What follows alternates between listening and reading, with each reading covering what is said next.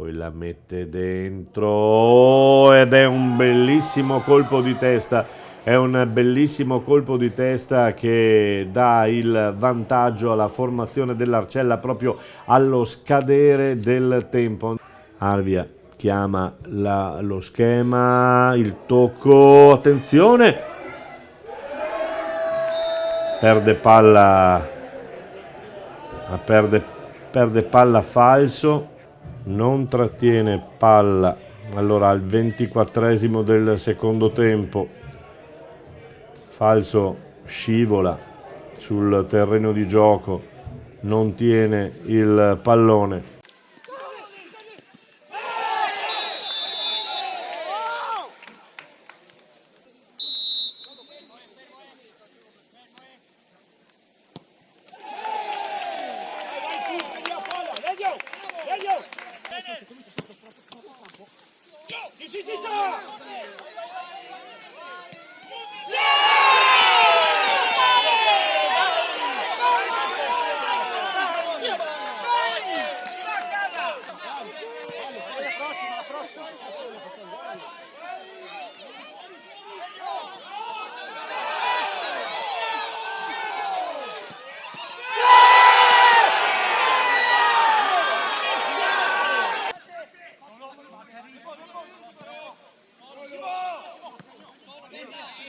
Bravo Nico, là!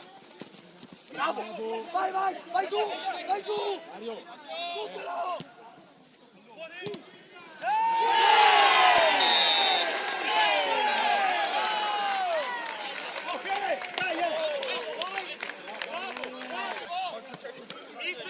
Mister, uno in piedi, mister!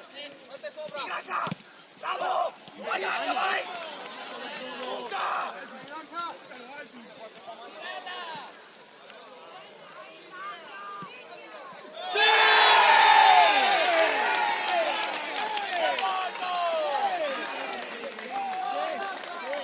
Go!